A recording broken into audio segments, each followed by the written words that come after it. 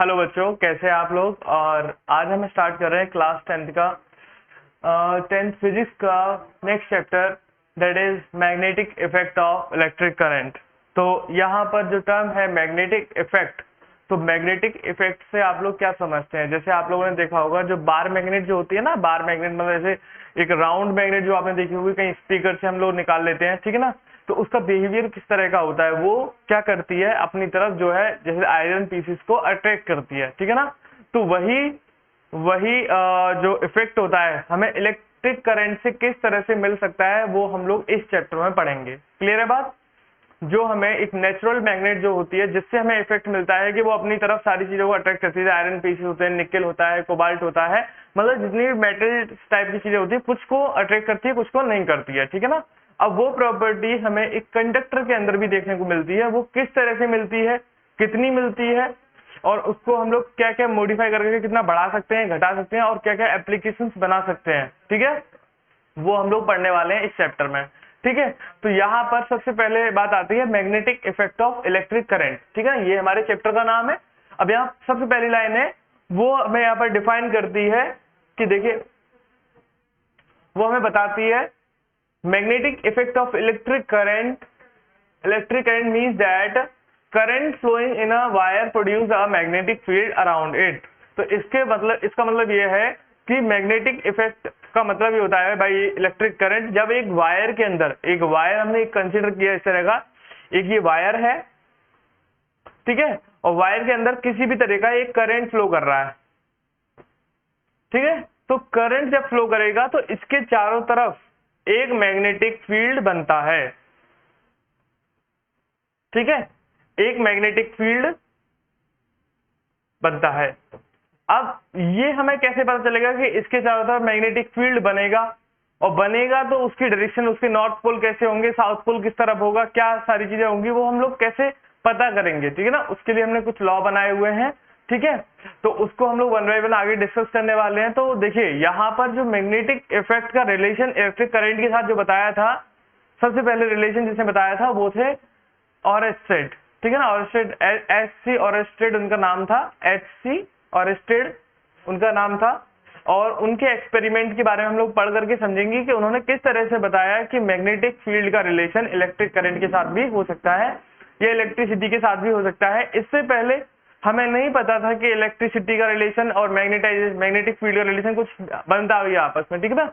हम लोग इलेक्ट्रिसिटी की अलग से पढ़ाई करते थे, उसकी अलग इंजीनियरिंग होती थी, अलग से पीएचडी होती थी, और यहाँ मैग्नेटिक फील्ड के बारे में मैग्नेटाइजेशन की स्टडी अलग से की जाती थी। क्लियर है बात यहाँ पर, ठीक है। तो यहाँ पर इनका रिलेशन किस तरह से निकल के आया उसके बारे में ही पढ़ने वाले हैं, और क्या क्या एप्लीकेशंस होते हैं उनके बारे में पढ़ने वाले हैं। तो नेक्स्ट पॉइंट है, a magnet is an object which attracts pieces of iron, steel, निकल, कोबाल्ट एटसेट्रा, ठीक है। तो देखिए मैग्नेट क्या होती है, मैग्नेट वो होती है जो अपनी तरफ आयरन पीसेस को, निकल, कोबाल्ट पीसेस को अट्रैक्ट करती है, ठीक है ना। वही प्रॉपर्टी इलेक्ट्रिक करंट की वजह से कैसे वायर के अंदर किस तरह से आ जाएगी वो हम लोग पढ़ेंगे, किस तरह से आती है, किस तरह से हमें पता चला, ठीक है। तो देखिए अब नेक्स्ट है यहाँ पर magnetic field and magnetic field lines. अब मैग्नेटिक फील्ड क्या होता है, देखिए मैग्नेटिक फील्ड जो होता है उसके चारों तरफ, जैसे एक बार मैग्नेट है, मान लीजिए ये एक बार मैग्नेट है, और इस बार मैग्नेट का एक नॉर्थ पोल ये है और साउथ पोल ये है। तो इसके चारों तरफ एक मैग्नेटिक फील्ड बनता है, ठीक है। अब वो मैग्नेटिक फील्ड जो होता है वो हमें दिखता तो है नहीं, है ना। अब इसके चारों तरफ एक मैग्नेटिक फील्ड बन रहा है, वो हमें दिखेगा तो है नहीं, वो हमें सिर्फ महसूस हो सकता है। उसे हम लोग रियलाइज कर सकते हैं जब हम एक दूसरी मैग्नेट को लेकर के आएंगे, ठीक है। दूसरी मैग्नेट को लेकर के आए या आयरन पीसेस को लेकर के आए, अगर आयरन पीसेस को लेकर के आएंगे तो क्या करेगा, अट्रैक्ट कर लेगा, ठीक है। और अगर हम एक अदर मैग्नेट को लेकर के आते हैं तो सेम पोल अगर मिलते हैं, ठीक है ना, नॉर्थ पोल मिलता है तो उसको रिपेल करेगा, और नॉर्थ साउथ पोल मिलता है तो वो अट्रैक्ट करेगा, ठीक है। क्लियर है बात। तो यहाँ पर जो हमारी मैग्नेट होती है उसके दो पोल होते हैं, नॉर्थ साउथ, ठीक है। अब देखिए एक नॉर्थ पोल ये है, यहाँ पर समझे इसको, इसका एक नॉर्थ पोल यहाँ पर है, एक साउथ पोल यहाँ पर है। अगर मैं दूसरी मैग्नेट लेकर के आता हूं, ठीक है, अगर दूसरी मैग्नेट लेकर, यहाँ पर साउथ है और इसके नॉर्थ है, तो ये इनके बीच में क्या होगा, यहाँ पर इस पोल पर रिपल्शन होगा क्योंकि यहाँ पर सेम पोल आ गए, ठीक है। अगर दूसरा केस लेते हैं, यहाँ पर नॉर्थ आया और यहाँ पर साउथ आया, और यहाँ पर भी नॉर्थ है और यहाँ पर साउथ है, तो क्या होगा इनके बीच में? अट्रैक्शन होगा। ये एक दूसरे को अट्रैक्ट करेंगे, ठीक है, एक दूसरे के पास आएंगे, और जब सेम पोल होगा तो एक दूसरे को रिपेल करते हैं, ठीक है। अब मैग्नेटिक फील्ड की जो डायरेक्शन होती है वो नॉर्थ टू साउथ होती है। अब हमें ये कैसे पता चलेगा कि नॉर्थ टू साउथ होती है? उसके लिए हमने एक सिंपल तरीका निकाला कि हमारे पास एक कंपास है, इस तरह से कंपास, ठीक है। कंपास वही जिससे हम लोग डायरेक्शन का पता करते हैं ना, हमें किस तरफ जाना है, नॉर्थ की तरह, साउथ की तरह, ठीक है। अब उसके अंदर क्या होता है कि जैसे देखिए ये इस तरह से कंपास होती है, ठीक है। अब यहाँ पर एक पॉइंटर होता है जो अलग रेड कलर से पॉइंटेड होता है, इस तरह से, ठीक है, रेड कलर से पॉइंटेड होता है। और ये रेड कलर हमें क्या बताता है? ये रेड कलर हमें बताता है नॉर्थ, और ये पॉइंट क्या बताएगा हमें? साउथ। तो क्लियर है बात यहाँ पर कि ये जो कंपास होती है इसके अंदर जो निडल लगी रहती है ये भी एक तरीके से एक बार मैग्नेट ही होती है, ठीक है। अब बार मैग्नेट अगर होती है तो इसको यहाँ पर इस तरह से बनाना हो तो यहाँ पर ये देखिए, ये जो मैं बना रहा हूँ ये कंपास ही है। हम एक के बाद कंपास रखते चले गए और उसको ड्रॉ करते चले गए। तो यहाँ पर जो एरो ड्रॉ कर रहा है, एरो जो हमने बनाया वो बता रहा है कि यहाँ पर जिस तरफ एरो है ये एक बार मैग्नेट है या कंपास कह सकते हो इसको। तो यहाँ पर ये जो एरो है ये नॉर्थ पोल को डिपिक्ट कर रहा है, ये जो एरो है वो नॉर्थ पोल को बता रहा है। तो यहाँ से हमें क्या पता चलता है कि अगर हम नॉर्थ पोल के पास लेकर के आते हैं तो ये जो निडल होती है वो टर्न होकर के इस तरफ, नॉर्थ इस तरफ हो जाता है, साउथ इस तरफ हो जाता है। क्यों?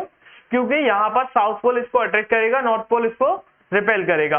फिर हमने यहाँ पर बना लिया, उसके बाद हम नेक्स्ट यहाँ पर फिर से कंपास यहाँ पर हमने ड्रॉ कर लिया किसी भी हेल्प से, पेंसिल वगैरह की हेल्प से बना लिया। अब अगले स्टेप में हम लोग क्या करेंगे, यहाँ पर रखेंगे कंपास को और फिर देखते हैं यहाँ से कैसा बिहेवियर होगा। तो यहाँ पर इस तरह से आती है, तो इस तरह टर्न होकर के ये नॉर्थ पोल यहाँ तक आया, तो नॉर्थ पोल अब यहाँ पर क्या करेगा, साउथ पोल पर आकर के अट्रैक्ट करेगा। तो इस तरह का हमें यहाँ पर बिहेवियर देखने को मिलता है। समझ में आ रही है बात? तो यहाँ से हमें साफ दिख रहा है कि जो फील्ड लाइन्स हैं वो कहाँ से कहाँ जा रही हैं? नॉर्थ टू साउथ जाती हैं, outside the magnet, outside the magnet. देखिए बेटा, यहाँ पर बात याद रखिएगा, एक सिंपल सी बात है कि अगर तुमसे पूछा जाता है कि आउटसाइड द मैग्नेट जो होता है, मैग्नेटिक फील्ड डायरेक्शन क्या होती है, मैग्नेट के आउटसाइड में मैग्नेटिक फील्ड डायरेक्शन जो होगी वो नॉर्थ टू साउथ होगी। लेकिन अगर इनसाइड बात की जाती है तो इस तरह से घूम करके जा रही होती है, ठीक है। तो इनसाइड द मैग्नेट जो होता है वो साउथ टू नॉर्थ होगा, ठीक है ना। यहाँ पर नॉर्थ टू साउथ होगा और यहाँ पर साउथ टू नॉर्थ होगा इनसाइड में। क्लियर है बात? ठीक है। आउटसाइड में चल जाएगा, आउटसाइड में क्या होगा, नॉर्थ टू साउथ होगा और इनसाइड में साउथ टू नॉर्थ होगा। क्योंकि यहाँ पर जो मैग्नेटिक फील्ड लाइन होती है वो एक कंटिन्यूअस नेचर की होती है, वो एक पूरा सर्कल कंप्लीट करती है। तो सर्कल कंप्लीट करेंगे तो जाहिर सी बात है अंदर जैसे अंदर अगर सर्कल कंप्लीट करना है, ये डिसकंटिन्यूअस नेचर की नहीं होती है। जैसे कि हमारी इलेक्ट्रिक फील्ड लाइंस होती है वो निकलती है पॉजिटिव से नेगेटिव पर जाकर टर्मिनेट हो जाती है, ठीक है। लेकिन यहाँ पर क्या होता है, ये नॉर्थ टू साउथ क्या होती है, ये इस तरह से निकलती है, लेकिन ये पूरा सर्कल पूरा करती है, अपने कंप्लीट करती है। जैसे ये निकलेगी सर्कल पूरा करेगी।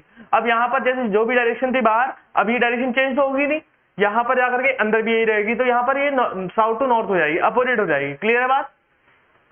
चलिए अब बात करते हैं इसकी यूनिट की। जो हमारा मैग्नेटिक फील्ड होता है, मैग्नेटिक फील्ड जो होगा इसको मेजर करने के लिए जो हम यूनिट का यूज करेंगे वो है टेस्ला, ठीक है। इसको कैपिटल टी से डिनोट किया जाता है, ठीक है, जब भी हम इसको मेजरमेंट करेंगे इसका। लेकिन अभी तो कैलकुलेशन नहीं आएंगे बेटा, आने वाली जो तुम्हारी जो सेकेंडरी क्लास जैसे मतलब 12th में जब जाओगे तो वहां पर तुम्हें कैलकुलेशन करने को मिलती है, तो वहां पर जो यूनिट रहेगी हमारी टेस्ला रहेगी, ठीक है ना। अभी हमारे पास कोई खास कैलकुलेशन नहीं रहेंगी, अभी आप लोगों को सिर्फ कॉन्सेप्ट पढ़ना है। क्लियर है बात?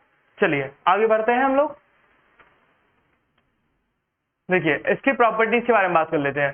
तो प्रॉपर्टीज मतलब ये है कि मैग्नेटिक फील्ड लाइन जो होती है उनके पास पर्टिकुलर डायरेक्शन होती है, ठीक है, और उसका मैग्नीट्यूड भी होता है। तो मैग्नीट्यूड और डायरेक्शन दोनों ही चीजें इसके पास हैं, तो यहाँ पर ये एक वेक्टर क्वांटिटी बन जाती है, ठीक है ना। इसके पास मैग्नीट्यूड भी है और डायरेक्शन भी है, इस वजह से एक क्वांटिटी कौन सी होगी, वेक्टर क्वांटिटी। क्लियर है बात यहाँ तक? चलिए अगले पॉइंट में बढ़ते हैं। Magnetic field lines originate from north pole, जो कि मैंने बताया था अभी, नॉर्थ पोल से निकल के जा रही है। किस तरह से निकल रही है, हमने मैग्नेट को रखा है बार बार इस तरह से, तो यहाँ पर नॉर्थ पोल से निकलती है और टर्मिनेट होती है वो साउथ पोल पर, ठीक है। magnetic field lines comes closer to one another near the poles, that's why value of magnetic field is higher near the poles। तो यहाँ पर इस पॉइंट का मतलब ये है कि जो पोल्स होते हैं, जो पोल्स रहते हैं, ये पोल है, इसको हम पोल कहेंगे, यहाँ पर ये नॉर्थ पोल है, ये साउथ पोल है। तो जब नॉर्थ पोल और साउथ पोल के पास में जाते ही इलेक्ट्रिक फील्ड लाइन इकट्ठा हो जाती है, ठीक है, पास पास आने लगती है। तो यहाँ पर इलेक्ट्रिक फील्ड लाइन जहां पर ज्यादा आ जाएंगी, जहां पर ज्यादा हो जाएंगी, पास पास आ जाएगी, वहां पर इलेक्ट्रिक फील्ड की स्ट्रेंथ ज्यादा होगी, यहाँ पर स्ट्रेंथ ज्यादा होगी, हाई स्ट्रेंथ, ठीक है। और यहां पर अगर बात की जाए, देखिए यहाँ पर दूर दूर है, तो यहाँ पर दूर होने की वजह से यहाँ पर लो स्ट्रेंथ होगी, मतलब मैग्नेटिक फील्ड वीक होगा, ठीक है। यहाँ पर स्ट्रॉन्ग मैग्नेटिक फील्ड होगा, यहाँ पर वीक मैग्नेटिक फील्ड होगा। क्यों होगा? यहाँ फील्ड लाइन पास पास है, यहाँ पर फील्ड लाइन दूर दूर है। क्लियर है बात? चलिए आगे बढ़ते हैं। अब अगला पॉइंट है यहाँ पर, magnetic field lines do not cross each other because if they cross it means that needle would point in two different direction which is not possible। तो देखिए अब क्या होता है यहाँ पर, समझे जरा इस चीज को। देखिए एक ये मैग्नेट है, ठीक है, एक ये मैग्नेट है और ये नॉर्थ है और ये साउथ है, ठीक है। मान लीजिए कि इस पॉइंट का मतलब देखो, मतलब ये है कि दो फील्ड लाइंस कभी भी क्रॉस नहीं करती है। अब क्यों नहीं करती है उसका रीजन समझे जरा। देखिए मानिए यहां से एक मैग्नेटिक फील्ड लाइन लेकर के इस तरफ चली गई, ठीक है ना, इस तरफ चलेगी, इस तरफ जाएगी। अब दूसरी फील्ड लाइन समझिए कि यहां से क्रॉस कर गई, क्रॉस करती नहीं है लेकिन हमने क्रॉस करा दिया, ठीक है। अब जब हमने क्रॉस करा दिया तो यहां पर देखिएगा, जब हम निडल को, जो कंपास होती है उसको रखेंगे, तो देखिए कंपास क्या करती है, जब इस पॉइंट पर रखी जाएगी तो वो जैसे कंपास को रखते ही इस लाइन के लिए होगी तो वो इस तरफ चली जाएगी।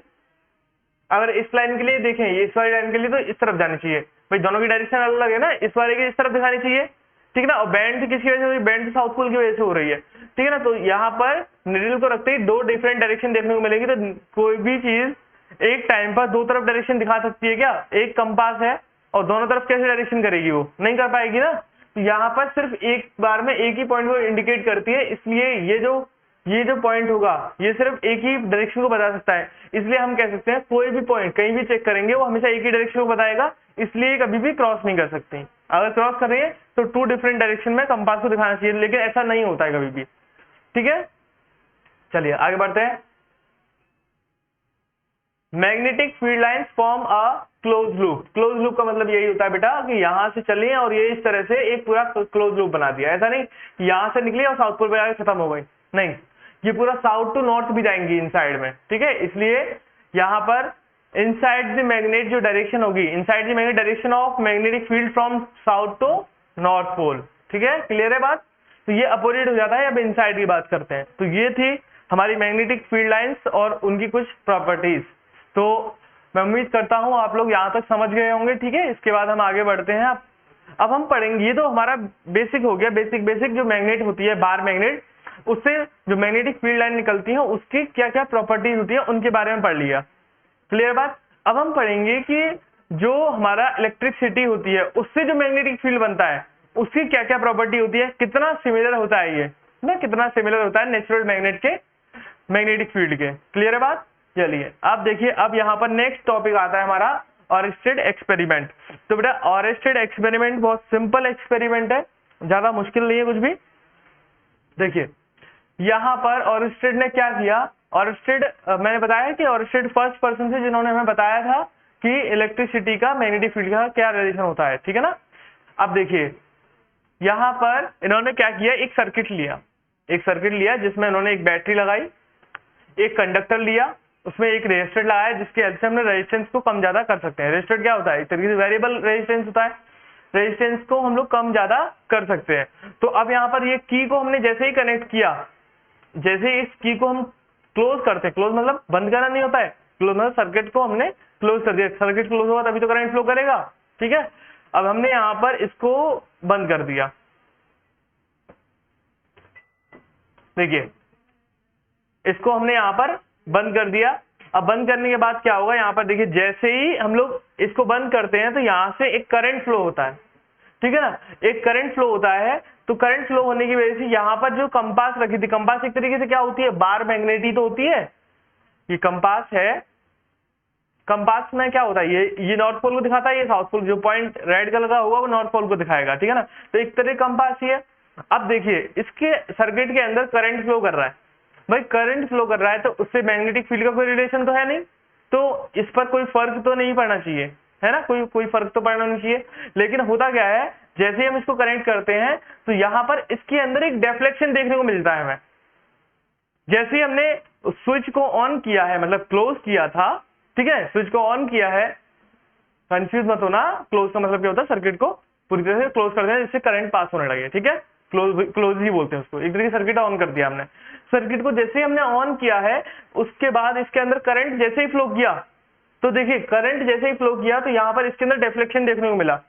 लेकिन जैसे जैसे हमने क्या किया कि इसको छोड़ दिया, अब वो जैसे हमने यहाँ पर करंट फ्लो कर रहा है, वो 1 सेकंड के लिए स्टार्टिंग कुछ मूवमेंट के लिए वो इस तरह से डिफ्लेक्ट किया, लेकिन उसके बाद अपनी पोजीशन पर वापस आ गया, ठीक है। तो ये निडल जो था, कंपास निडल जो है, इनिशियली जैसे हम कनेक्ट करते हैं वैसे इसमें डिफ्लेक्शन देखने को मिलता है, लेकिन जैसे हम इसको जो है बंद, मतलब ऐसे चालू रहने देते हैं तो एक मूवमेंट के बाद तुरंत ही वो अपनी पोजीशन पर आ जाता है। ऐसा नहीं कि लगातार वो उसी पोजीशन पर रहेगा, ऐसा नहीं होता है, ठीक है ना। वो डिफ्लेक्शन होने के बाद वो अपनी पोजीशन पर वापस आ जाता है, जैसा था वैसा ही बना रहता है, ठीक है ना। तो यहाँ पर ये हमें देखने को मिला। लेकिन अब एक बात बताइए, ये है एक मैग्नेट, इसके अंदर इलेक्ट्रिक करंट फ्लो कर रहा है। अब इलेक्ट्रिक करंट की वजह से यहाँ पर इसके अंदर डिफ्लेक्शन किस तरह से हो सकता है और क्यों होगा, भाई एक बात बताओ, यहां से इलेक्ट्रिक करंट जा रहा है, इसकी वजह से क्यों होगा। अब ये हो इसलिए रहा है क्योंकि जो इलेक्ट्रिक करंट फ्लो कर रहा है वायर के अंदर, वो एक मैग्नेटिक फील्ड बना रहा है, ठीक है। मैग्नेटिक फील्ड ही उसको डिफ्लेक्ट करा सकता है और कोई वजह नहीं हो सकती, क्लियर है बात। तो यहां से ये प्रूव हो जाता है कि इसके वजह से एक मैग्नेटिक फील्ड बना, जिस वजह से ये डिफ्लेक्शन होने लगा, क्लियर बात। अब क्या होता है, देखिए नेक्स्ट हमने क्या किया, अगले एक्सपेरिमेंट में हमने बैटरी का जो टर्मिनल था इसको अपोजिट कर दिया। देखिए आप देखेंगे यहाँ पर कि प्लस मेरा इस तरफ है, माइनस इस तरफ है। अब मैंने ये प्लस को इस तरफ कर दिया, माइनस को उस तरफ कर दिया है यहाँ पर। तो इस केस में क्या होगा कि जो डिफ्लेक्शन देखने को मिला, इस बार भी डिफ्लेक्शन हुआ, लेकिन डिफ्लेक्शन का जो रिजल्ट था वो थोड़ा अपोजिट था। अपोजिट मतलब क्या था कि उसका जो डिफ्लेक्शन था पहले अपवर्ड डायरेक्शन में देखने को मिला, अब हमें यहाँ पर जब हमने टर्मिनल को चेंज कर दिया, प्लस को माइनस, माइनस को प्लस कर दिया, तो उसमें डिफ्लेक्शन जो है डाउनवर्ड डायरेक्शन में देखने को मिला। कुछ ही मूवमेंट के लिए सही, लेकिन देखने को मिला, क्लियर है बात। तो यहाँ पर डिफ्लेक्शन देख लो, तो यहाँ से हमें एक बात और क्लियर हुई कि जो मैग्नेटिक फील्ड बन रहा है, बैटरी के टर्मिनल को चेंज करने से मैग्नेटिक फील्ड की डायरेक्शन भी चेंज हो रही है, ठीक है। तो यहां पर पहले नॉर्थ पोल को उसने अट्रैक्ट किया था, तो मतलब साउथ पोल की डायरेक्शन बनी होगी उसके अंदर, जैसे भी बना होगा, मतलब ठीक है ना, उसको अभी आगे डिस्कस करेंगे।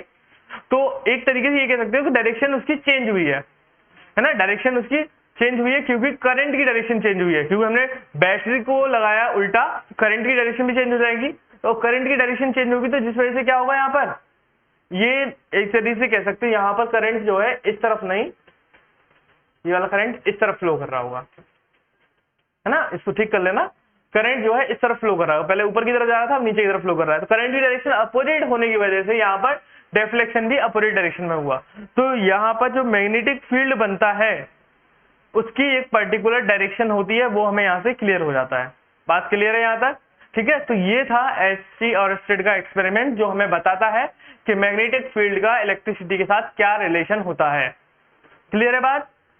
चलिए अब आगे बढ़ते हैं, आप लोग ये पूरी थ्योरी पढ़ लीजिएगा, यही सब कुछ एक्सप्लेन किया हुआ है, इसमें कुछ नया नहीं है, तो आप लोग पढ़ सकते हैं। चलिए अब हम आगे बढ़ते हैं, आगे आता है हमारा राइट हैंड थंब रूल, ठीक है ना, राइट हैंड थंब रूल। तो राइट हैंड थंब रूल हमें क्या बताता है, जैसे मान लीजिए कि ये कंडक्टर है, ये कंडक्टर है या एक वायर है, और वायर के अंदर हमें एक चीज पता होगी, करंट कहां से कहां जा रहा है, ठीक है। या तो करंट की दो डायरेक्शन हो सकती है, या तो नीचे से ऊपर की तरफ जा रहा होगा या ऊपर से नीचे की तरफ जा रहा होगा। तो अब हम क्या करें, राइट हैंड थंब रूल है तो इसको राइट हैंड का यूज करना, राइट हैंड से इस पेन को, या पेन नहीं, इस कंडक्टर को हमें पकड़ लेना है। अब पकड़ने के बाद क्या होगा, ये जो हमारा थंब है, ठीक है, ये जो हमारा थंब है ये बताएगा डायरेक्शन ऑफ करंट, ठीक है। देखिए मैंने यहाँ पर लिखा भी है कि thumb is pointing towards the direction of current. Thumb हमें क्या बताएगा? Direction of current. और ये जो कर्ल्ड फिंगर है, जो मुड़ी हुई फिंगर्स होंगी, ये हमें बताएंगे मैग्नेटिक फील्ड की डायरेक्शन किस तरफ है। क्लियर है बात? ठीक है, तो देखिएगा अब यहां से क्या होगा, जैसे हमें पता चल गया करंट इस तरफ है, तो हमने करंट जिस तरफ करंट था उसी तरफ थंब को रखा और हमने कंडक्टर पकड़ लिया। तो ये हमें क्या बता देंगे कर्ल्ड फिंगर? ये हमें बता देंगे मैग्नेटिक फील्ड की डायरेक्शन। तो मतलब अगर करंट ऊपर की तरफ जा रहा है तो इस तरह से पकड़ते हैं तो मैग्नेटिक फील्ड ऐसे ऐसे बन रहा होगा, ठीक है ना, ऐसे ऐसे करके बन रहा होगा। अब मान लीजिए किसी भी तरीके से करंट नीचे की तरफ फ्लो कर रहा है, तो इसको हम ऐसे पकड़ेंगे तो करंट डायरेक्शन डाउनवर्ड डायरेक्शन में होगी, तो इस तरह से इसको पकड़ोगे तो मैग्नेटिक फील्ड लाइन इस तरह से बन रहे होंगे। ठीक है, अब देखिए अब क्या होता है, करंट को इनवर्ड और आउटवर्ड से भी हम लोग डिनोट करते हैं। इनवर्ड मतलब क्या होता है, जैसे कि पेपर पर हम लेते हैं, अब मैं यहाँ बोर्ड पे लूं तो जैसे कि हम लोग अगर आउटवर्ड बनाएंगे, आउटवर्ड इस तरह से पॉइंट करके बनाते हैं, आउटवर्ड।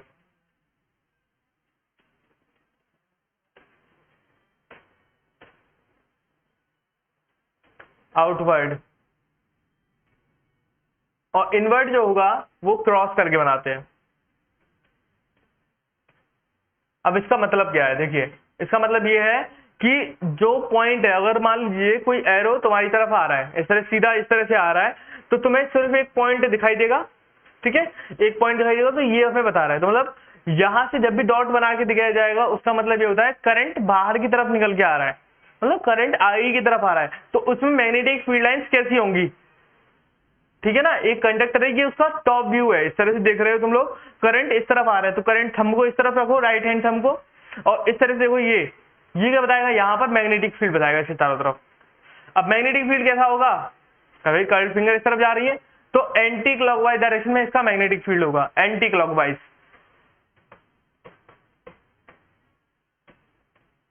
ठीक है, और जब करंट अंदर की तरफ जा रहा होगा, बोर्ड के अंदर जा रहा है, इस तरह से पेपर पे बना के दिया जाएगा, तुम्हारे एग्जामिनेशन जो पेपर आएगा उसमें बना के दिया जाएगा, डॉट क्रॉस बना के दिया जाएगा, तो मतलब क्या है, उसका अंदर की तरफ जा रहा है, तो अंदर की तरफ बनाओ ऐसे, थंब अंदर की तरफ गया और ये इस तरह से, तो मैग्नेटिक फील्ड लाइन की डायरेक्शन किस तरफ होगी? क्लॉकवाइज। क्लियर बात? ठीक है ना, ये क्लॉकवाइज हो जाएंगी। तो जब भी हमें डायरेक्शन ऑफ करंट बतानी, डायरेक्शन ऑफ मैग्नेटिक फील्ड बताना हो, तो हम लोग सिंपली क्या करेंगे, उस कंडक्टर को राइट हैंड से थंब से इसको होल्ड किया और बताया जो एक हमें डायरेक्शन ऑफ करंट दी जाएगी, और उसको इस तरह से, मतलब यहां से इस तरह बता सकते हो, इस तरह से अगर देख रहे हो तो एंटी क्लॉकवाइज हो गया, इस तरह से पकड़ रहे हो तो क्लॉकवाइज हो गया। क्लियर है बात? ठीक है, तो थंब को पकड़, थंब से देखो, हाथ से पकड़ो और देखो कर्ल्ड फिंगर किस तरफ जा रही है, तो कर्ल्ड फिंगर हमेशा मैग्नेटिक फील्ड की डायरेक्शन बताएंगे। ठीक है ना, तो मैंने यहाँ पर कुछ डायग्राम बनाया है, ठीक है, देख लेना, आप लोगों को बुक में मिल जाएगा, और नहीं मिले तो इस तरह से बना लेना कुछ करना। ठीक है ना, ये ड्राइंग थोड़ी सी, ठीक है, समझ में आ रहा होगा। खैर चलिए आगे बढ़ते हैं हम लोग। तो ये तो बेसिक रूल हो गया। बेसिक मतलब एक कंडक्टर के अंदर करंट ऊपर की तरफ जा रहा है, ऐसे पकड़ लिया हमने, तो इस तरह से हमारी मैग्नेटिक फील्ड लाइंस बन रही है, इस तरह से घूम रही है।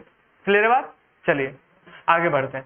अब हमने क्या किया यहाँ पर, ये तो हमने रूल पढ़ लिया था। अब रूल पे ये हमने क्या किया, एक वायर लिया और वायर को हमने इस तरह से देखा कि उसके अंदर करंट जो है,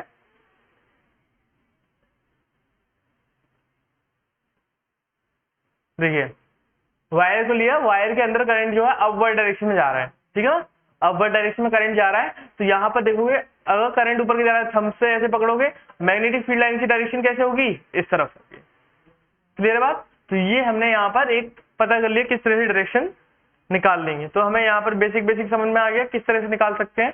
ठीक है बेटा, अब यहाँ पर आगे चल करके देखिएगा, इसी का यूज करके हमने कितनी बड़ी बड़ी चीजें बनाई हैं। देखिए इलेक्ट्रिक मोटर इसी पे काम करती है, ठीक है ना, इलेक्ट्रिक जनरेटर वो भी इसी पे काम करता है। ठीक है, तो बहुत सारी ऐसी चीजें हैं जो कि हम लोगों ने इसी कॉन्सेप्ट से निकाल ली है। ठीक है, अब इलेक्ट्रिक जनरेटर या मोटर किस तरह से बनी है, ठीक, उसको हम लोग अभी समझेंगे थोड़ी देर में। ठीक है, आप लोग पेशेंस रखें, अभी ये चीजें समझ में आ गई। क्लियर है बात?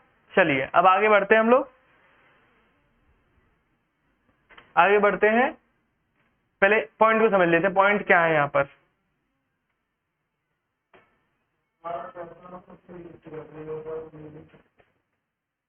देखिए, magnetic field lines is represented by concentric circles at every point on the every point of the conductor. तो मतलब यहाँ पर एक पॉइंट ये था, इसके चारों तरफ हमने फील्ड लाइन बनानी, तो ऐसे हर पॉइंट पर बनाएंगे। इस तरह से ये थोड़ा सा इमेजिन करने की कोशिश कीजिए, इस पॉइंट पे इसके चारों तरफ बनेंगी, यहाँ पॉइंट ऊपर आएगा इसके चारों तरफ बनेंगी, इसके चारों तरफ बनेंगी, इस तरह कॉन्सेंट्रिक सर्कल्स बनेंगे। ठीक है, तो इस तरह से फील्ड लाइंस बनती है। ठीक है, direction can be given by right hand thumb rule, ये हमें अच्छी तरह से पता है, अभी डिस्कस कर चुके हैं थंब रूल किस तरह से अप्लाई किया जाता है। अब हम बात करते हैं circles are closer near the conductor. तो ये सर्कल्स जो होते हैं कंडक्टर के पास जब होते हैं, तो इस तरह से देखिएगा, थोड़ा समझने की कोशिश करें। जब ये कंडक्टर के पास होते हैं तो ये पास पास होते हैं इस तरह से, और फिर ये फैलते चले जाते हैं इस तरह से। ठीक है, तो पास पास जितना पास रहेंगे उतना जितना कंडक्टर के पास रहेंगे वहाँ फील्ड लाइन पास पास होती है, इस तरह सर्कल्स पास पास होते हैं, तो फील्ड लाइन स्ट्रेंथ जो होती है वो भी यहाँ पर स्ट्रॉन्गर होती है। ठीक है, अब क्या होता है, जैसे जैसे हम लोग यहाँ पर देखिए, जैसे जैसे हम लोग आगे बढ़ते चले जाएंगे इससे, तो वहां पर फील्ड लाइन स्ट्रेंथ जो होगी वो कम होती चली जाएगी, इलेक्ट्रिक फील्ड की स्ट्रेंथ, मैग्नेटिक फील्ड की स्ट्रेंथ जो है कम होती चली जाएगी। ठीक है, जैसे जैसे कंडक्टर के नजदीक रहेंगे वहां पर मैग्नेटिक फील्ड स्ट्रेंथ जो है उतनी ही ज्यादा होगी। अब magnetic field is directly proportional to the strength of the conductor.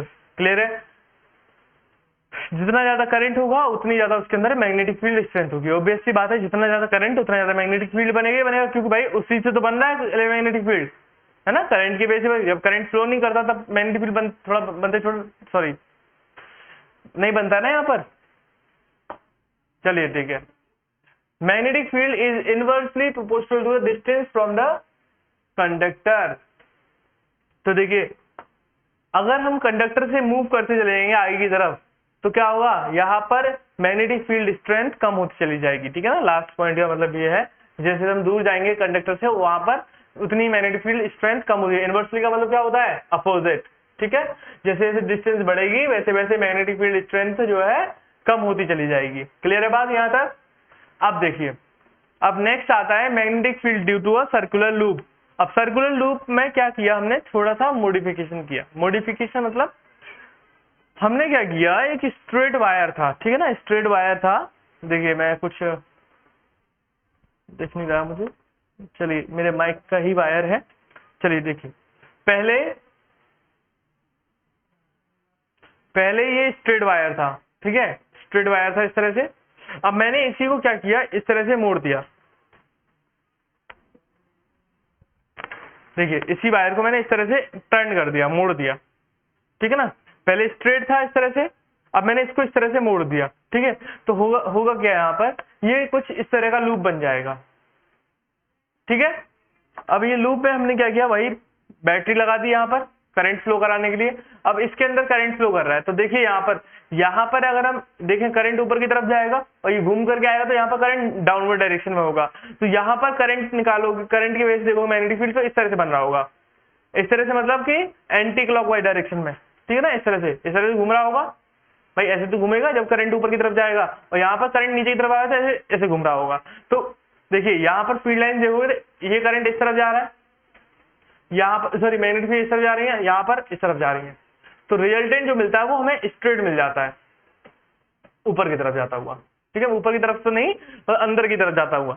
ठीक है, तो अब हम इससे आगे चल करके इसका बहुत अच्छा एप्लीकेशन बनाते हैं। ठीक है, तो अभी यहाँ पर ये समझ में आ गया कैसे हो रहा है। यहाँ पर एंटी क्लॉकवाइज डायरेक्शन में, क्लॉकवाइज डायरेक्शन में, दोनों मिले क्या हो गया, यहाँ पर एड अप हो गया। क्यों एड हुई है फील्ड लाइंस, क्योंकि यहाँ पर दोनों की डायरेक्शन अब सेम हो गई। देखिए, यहाँ पर भी ये भी अंदर की तरफ जाती हुई ऐसे, और ये भी ऐसे ही ऊपर की तरफ जाती हुई, तो यहाँ पर दोनों की डायरेक्शन सेम हो जाएगी, इस वजह से ये ऐड हो जाते हैं magnetic field.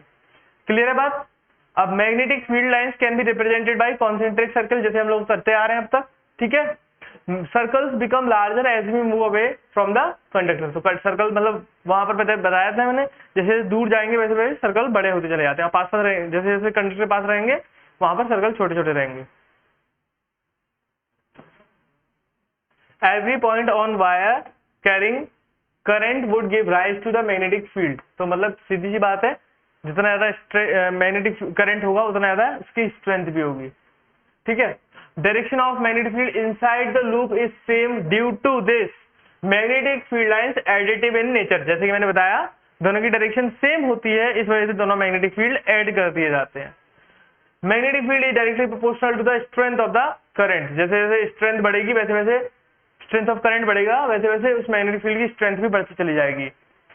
Strength of magnetic field is directly proportional to the number of turns. मतलब कि यहाँ पर अभी हमने क्या किया था, एक वायर का एक टर्न लिया था। अब क्या होगा अगर हम यहाँ पर इसी के नंबर ऑफ टर्न्स को बढ़ा दें, ठीक है, नंबर ऑफ टर्न, भाई सीधी सी बात है कि अगर हमारा एक टर्न था तो उससे मैग्नेटिक फील्ड ऐड ही तो हो रहा था, इसका इस साइड का दोनों का ऐड हो गया।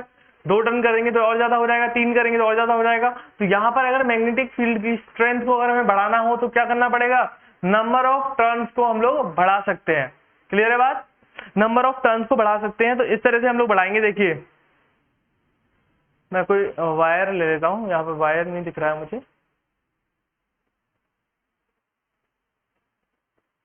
देखिए मैं दिखाता हूँ तुम्हें एक वायर। देखिए ये वायर है, ठीक है।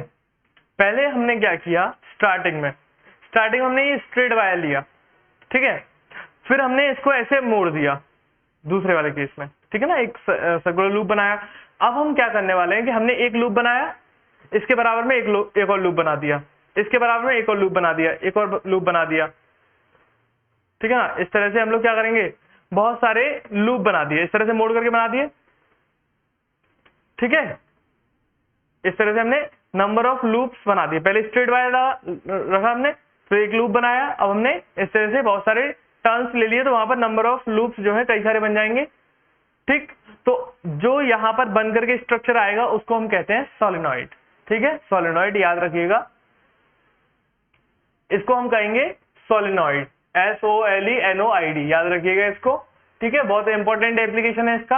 अब क्या होता है यहाँ पर, ये जैसे हमने इसको ऐसे मोड़ दिया है, इस तरह से मोड़ते चले गए, ठीक। अब इसके अंदर हमने फिर से वही काम किया, बैटरी कनेक्ट किया, रियोस्टेट कनेक्ट किया और की लगाया, ठीक है। अब इसके अंदर जब इलेक्ट्रिक करंट फ्लो कराएंगे तो देखिए magnetic field lines, magnetic field जो है इस तरह से आगे तरफ बढ़ रहा है। तो इसके अंदर यहाँ पर एक कॉइल की वजह से, जो एक कॉइल थी, इसकी वजह से जो मैग्नेटिक फील्ड बना था वो अंदर की तरफ जाता, वो बना था। अब यहाँ पर सिमिलरली एक कॉइल की वजह से अंदर तक की तरफ से जाएगा, दूसरी की वजह से जाएगा, तीसरी वजह जाएगा, चौथी वजह। तो इस तरह से एक स्ट्रेट लाइन बन जाएगी अंदर की तरफ, ठीक है ना। इस तरह से स्ट्रेट लाइन बन जाएगी। तो स्ट्रेट लाइन जो बनेगी, ठीक है, स्ट्रेट लाइन जो बनेगी यहाँ पर, वो कुछ ऐसे कह सकते हो कि यहाँ पर एक नॉर्थ पोल और ये साउथ पोल की तरह बिहेव करेगा, ठीक है।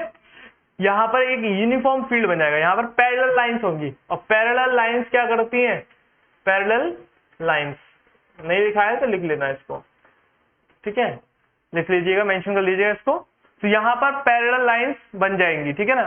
तो पैरेलल लाइंस यहाँ पर क्या बताती हैं, uniform magnetic field, uniform magnetic field.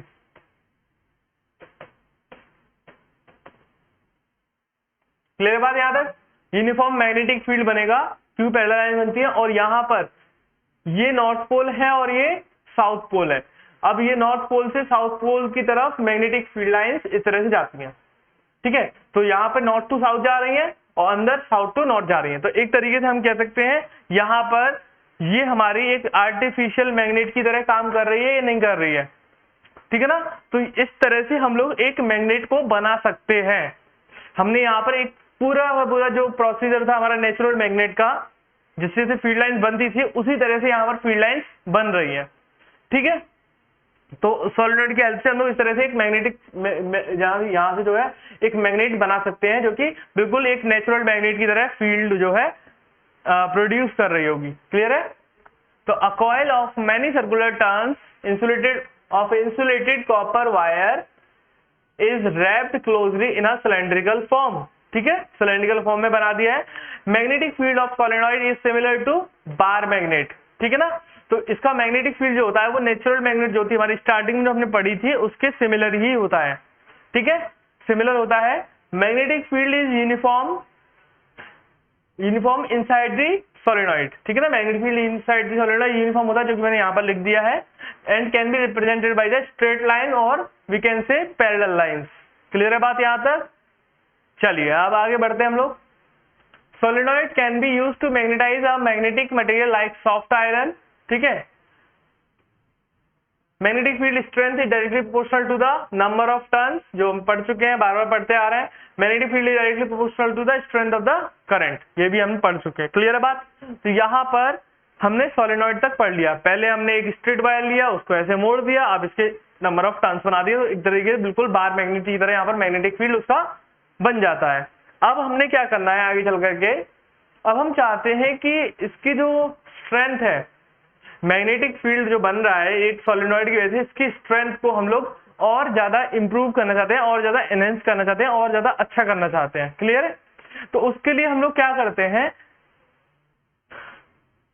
अगला जो आता है इलेक्ट्रोमैग्नेट, प्रॉपर जो मैग्नेट बनती है उसी सोलेनॉइड के अंदर, सोलेनॉइड जो बना था हमने, जो बनाया था इस तरह का, इसी सोलेनॉइड के अंदर बीच में, इसके बीच में हम लोग एक जो है सॉफ्ट आयरन कोर डाल देते हैं, एक बिल्कुल बार मैग्नेट की शेप की होती है, इस सॉफ्ट आयरन कोर को डाल देते हैं और उसके ऊपर वायर को लपेट देते हैं। जैसे ये सॉफ्ट आयरन कोर है, इसके ऊपर हमने कॉपर वायर को इस तरह से लपेट दिया। क्लियर है बात? रैप कर दिया। ठीक है, पहले सोलेनॉइड और इसमें सिर्फ इतना फर्क है, यहाँ पर एक सॉफ्ट आयरन एंटर कर जाता है, उसके अंदर सॉफ्ट आयरन नहीं होता है, वो सिर्फ एक जो है जो टर्न्स होते, नंबर ऑफ टर्न्स हो जाते हैं। ठीक है, वहां पर खाली होता है, लेकिन यहाँ पर हम एक सॉफ्ट आयरन को इंट्रोड्यूस करा देते हैं इसके अंदर, जिसकी वजह से क्या होता है, इसकी जो मैग्नेटिक फील्ड की स्ट्रेंथ होती है कई टाइम्स इंप्रूव हो जाती है उससे। ठीक है ना, बहुत ज्यादा अच्छी हो जाती है। ठीक, तो अब यहाँ पर जो इलेक्ट्रोमैग्नेट है एक परफेक्टली मैग्नेट बन जाती है, बिल्कुल नेचुरल मैग्नेट की तरह, परफेक्ट मैग्नेट। ठीक है ना, अब यहाँ पर इसके कुछ फायदे होते हैं, इसके कुछ फायदे होते हैं हमारी जो नेचुरल मैग्नेट होती है उसके कंपैरिजन में। अब फायदे क्या क्या हैं और हम लोग क्यों यूज कर रहे हैं, इसका बहुत बड़ा रीजन है। देखिए, सबसे पहली बात, जो नेचुरल मैग्नेट होती है और एक सोलेनॉइड जो इलेक्ट्रोमैग्नेट होती है, ये इलेक्ट्रोमैग्नेट बनी है ना, समझ गए होंगे, सोलेनॉइड तक की जो बताइए वही कहानी है, उसी के बीच में हमने इंट्रोड्यूस करा दिया है एक सॉफ्ट आयरन कोर को, तो अब बन चुकी है। अब देखिए क्या होता है, अब यहां पर ये है एक नेचुरल मैग्नेट और ये है एक इलेक्ट्रोमैग्नेट। ठीक है, अब नेचुरल मैग्नेट जो होती है, नेचुरल मैग्नेट जो होती है, नेचुरल मैग्नेट जो होगी उसका जो एक तरीके से कह सकते हो, नेचुरल मैग्नेट का मैग्नेटिक फील्ड जो होता है वो कांस्टेंट रहता है, वो कभी इंक्रीज या डिक्रीज नहीं होता है, जो था पहले वही रहेगा, बाद में भी वही रहेगा। ठीक है, तो इसकी हम लोग स्ट्रेंथ को इंक्रीज या डिक्रीज नहीं कर सकते हैं। क्लियर है बात? और सबसे बड़ा ड्रॉबैक है एक तरीके से नेचुरल मैग्नेट का। अब यहाँ पर क्या है कि ये इसके अंदर मैग्नेटिक फील्ड बन रहा है, तो हम क्या करेंगे, यहाँ पर मान लीजिए अगर यहाँ पर मैंने किसी तरीके से रेजिस्टेंस की वैल्यू को बढ़ा दिया, रेजिस्टर की हेल्प से रेजिस्टेंस वैल्यू बढ़ा सकते हैं, या फिर वोल्टेज को मैं कम कर सकता हूँ। तो यहाँ पर रेजिस्टेंस वैल्यू को मैंने अगर बढ़ा दिया है तो क्या होगा, इसके अंदर फ्लो होने वाला करंट की वैल्यू कम हो जाएगी, नहीं हो जाएगी? और करंट की वैल्यू कम हो गई तो उसकी वजह से क्या होगा भाई, रेजिस्टेंस का करंट का रिलेशन हमने पढ़ चुके हैं पहले वाली क्लास में। ठीक है ना, तो जैसे जैसे यहाँ पर रेजिस्टेंस की वैल्यू बढ़ेगी वैसे वैसे करंट की वैल्यू डिक्रीज हो जाएगी, और करंट की वैल्यू डिक्रीज होने की वजह से इसके अंदर बनने वाला मैग्नेटिक फील्ड जो होगा वो भी डिक्रीज हो जाएगा। क्लियर है बात? तो इस तरह से हम उस मैग्नेटिक फील्ड को डिक्रीज करा सकते हैं। और अगर जैसे मान लीजिए हमने रेजिस्टर की वैल्यू कम कर दी, ठीक है ना, रेजिस्टेंस की वैल्यू कम कर दी तो करंट की वैल्यू बढ़ जाएगी, तो मैग्नेटिक फील्ड की स्ट्रेंथ को हम लोग इंक्रीज करा सकते हैं। ठीक है, इंक्रीज करा सकते हैं, तो मतलब यहाँ पर हम मैग्नेटिक फील्ड को चेंज कर सकते हैं। ठीक है, उसको बढ़ा सकते हैं, उसको हम लोग घटा सकते हैं। वहीं अगर हम दूसरी तरफ बात करें, यहाँ पर बैटरी के टर्मिनल को चेंज कर दूं, भाई माइनस इस तरफ कनेक्ट कर दिया, प्लस इस तरफ कनेक्ट कर दिया, तो अब ये बताइए इसके अंदर फ्लो होने वाला करंट की डायरेक्शन चेंज हो जाएगी, और करंट की डायरेक्शन अगर चेंज हो गई तो इसके अंदर जो बनने वाला मैग्नेटिक फील्ड है उसकी डायरेक्शन भी चेंज हो जाएगी। ठीक है ना, तो यहाँ पर क्या होगा, मैग्नेटिक फील्ड की डायरेक्शन चेंज हो गई और हमने मैग्नेटिक फील्ड की डायरेक्शन भी चेंज कर ली, और मैग्नेटिक फील्ड की स्ट्रेंथ को भी कम ज्यादा कर सकते हैं। लेकिन ऐसा हम नेचुरल मैग्नेट में नहीं कर सकते। नेचुरल मैग्नेट में जो एक तरीके से कह सकते हो, जो डायरेक्शन है, जो नॉर्थ पोल है वो नॉर्थ पोल रहेगा, फिक्स रहता है, फिक्स पोल होते हैं उसके अंदर। लेकिन यहाँ पर पोल को हम चेंज कर सकते हैं बाय यूजिंग बैटरी। ठीक है ना, बैटरी टर्मिनल्स। ठीक है ना, टर्मिनल्स को चेंज करेंगे इसके पोल चेंज हो जाएंगे, और अगर हम इसके अंदर रेजिस्टर की वैल्यू से रेजिस्टेंस को घटाएंगे बढ़ाएंगे तो इसके अंदर वैल्यू भी चेंज कर सकते हैं। ये सबसे बड़ा इसका एडवांटेज हो जाता है। क्लियर है बात? यहाँ तक इलेक्ट्रोमैग्नेटिक मैं उम्मीद करता हूँ समझ में आ गया होगा यहाँ तक। ठीक है, अब देखिए कुछ डिफरेंशिएशन यहाँ पर कराए गए हैं,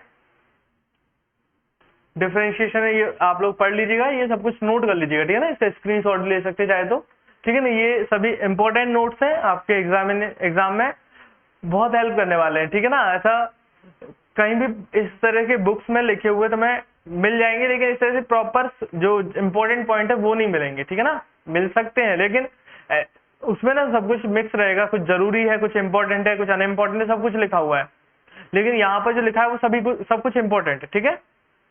तो आप लोग इसे नोट कर लें या फिर स्क्रीनशॉट ले लें, ठीक है। अब डिफरेंशिएट क्या है, डिफरेंशिएशन में यहाँ पर आता है, ये एक टेम्पररी मैग्नेट होती है, टेम्पररी मैग्नेट होती है। टेम्पररी मैग्नेट क्यों? क्योंकि यहाँ पर अगर हम लोग करंट देना बंद कर देंगे तो ये यहाँ पर easily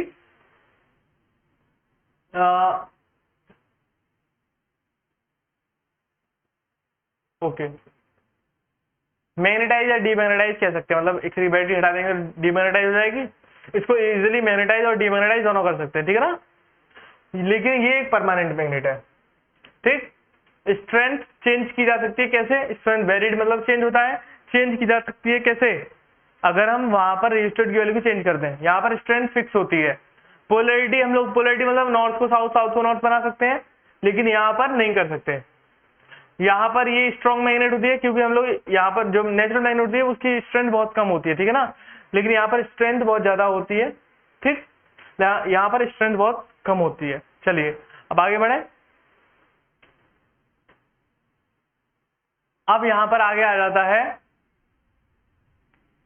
Fleming's left hand rule. Fleming's left hand rule हमें क्या बताता है? देखिए फ्लेमिंग्स लेफ्ट हैंड रूल हमें ये बताता है कि देखिए ये हमारा लेफ्ट हैंड है, ठीक है ना। लेफ्ट हैंड को देखोगे तो इस तरह से इसको ना, इसके थंब को और ये इसके फोर फिंगर और ये सेंट्रल फिंगर, इन तीनों को 90 डिग्री पर लेकर के आओ ऐसे, ठीक है ना, 90 डिग्री पर, एक दूसरे के 90 डिग्री पर हो, ठीक है। इसका एंगल इसके साथ 90 बन रहा हो, इसका इसके साथ बन रहा हो, ठीक है ना, तीनों का 90 बन रहा हो एक तरीके से, इसका इसके साथ भी 90 बन रहा हो, ठीक। तो देखिएगा यहां पर ये जो होता है ये बताता है हमें मोशन या फोर्स को कह सकते हो, फोर्स को ये बताएगा, ठीक है, और ये बताएगा हमें मैग्नेटिक फील्ड को, ठीक है, और ये बताएगा इलेक्ट्रिक करंट को। याद रखिएगा इस बात को, ये फोर्स को बताएगा, फोर्स ऑफ मोशन, फोर्स किस तरफ लग रहा है, मूवमेंट किस तरफ हो रहा है, मूवमेंट भी कह सकते हैं, फोर्स कह सकते हैं, याद रखिएगा इसको हम मैग्नेटिक फील्ड और इसको हम करंट कहेंगे। और एक शॉर्ट तरीके में अगर याद रखना हो तो याद रखिएगा इसको father for force, mother magnetic field, child current, C for child होता है, सी फॉर करंट होता है, father mother child, force magnetic field current. Clear है बात? तो इस तरह से याद रखिएगा।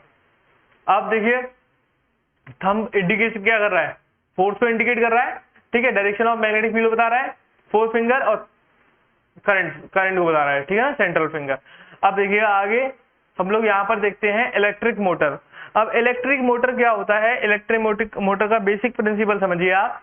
इलेक्ट्रिक मोटर एक तरीके का ऐसा डिवाइस है जो कि इलेक्ट्रिसिटी कंज्यूम करता है और एक हमें मैकेनिकल वर्क देता है, ठीक है ना। जैसे हम लोग मोटर चलाते हैं, ठीक है, पहले के टाइम पे, आजकल तो समरसेबल लगी हुई है, पहले समरसेबल करीब मोटर ही है, पहले मोटर हुआ करती थी, मोटर चलाते थे, इलेक्ट्रिसिटी यूज करती थी और वो हमें एक मैकेनिकल वर्क करके देती थी, ठीक है ना।